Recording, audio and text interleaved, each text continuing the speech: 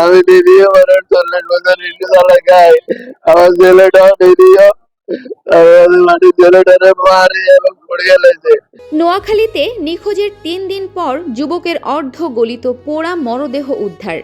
নোয়াখালীর চাটখিলে নিখোঁজের ৩ দিন পর মোহাম্মদ খোকন নামের এক যুবকের অর্ধ গলিত ও আগুনে পোড়ানো মরদেহ উদ্ধার করেছে পুলিশ।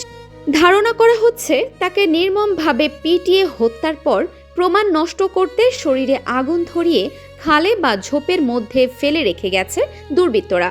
রোববার ৫ এপ্রিল রাত ১০টার দিকে চাটখিল পৌরসভার ৫ নম্বর ওয়ার্ডের দৌলতপুর গ্রামের মন্ত্রী পোল বা মিনিস্টার ব্রিজ সংলগ্ন একটি ঝোপ থেকে তার মরদেহ উদ্ধার করা হয়। নিহত খোকন দৌলতপুর গ্রামের হোসেন আলী পাটোয়ারি বাড়ির মোহাম্মদ ফারুক হোসেনের ছেলে। পেশায় তিনি একজন দিনমজুর ছিলেন।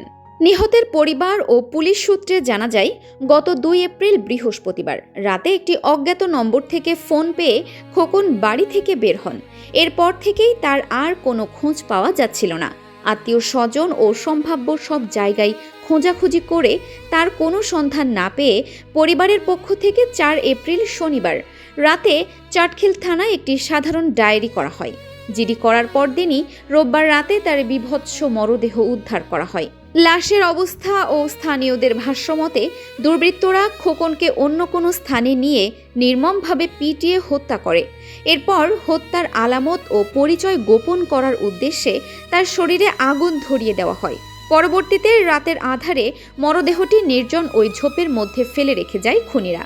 এ বিষয়ে চাটখিল থানার ভারপ্রাপ্ত কর্মকর্তা ওসি আব্দুল মুন্নাফ জানান, খবর পেয়ে পুলিশ ঘটনাস্থল থেকে ওই যুবকের অর্ধ গলিত ও পোড়া মরদেহ উদ্ধার করে। মৃত্যুর প্রকৃত কারণ নির্ণয়ের জন্য মরদেহটি ময়না তদন্তের জন্য নোয়াখালী জেনারেল হাসপাতালের মর্গে পাঠানো হয়েছে। এই ঘটনায় নিহতের পরিবারের পক্ষ থেকে অজ্ঞাতনামা ব্যক্তিদের আসামি করে থানায় একটি হত্যা মামলা দায়ের করা হয়েছে। হত্যাকাণ্ডের পেছনের রহস্য উদ্ঘাটন এবং এর সাথে জড়িত অপরাধীদের শনাক্ত করে আইনের আওতায় আনতে পুলিশের জোর তদন্ত চলছে বলেও জানান এই কর্মকর্তা। Arfin Farha, desk report, DSK TV.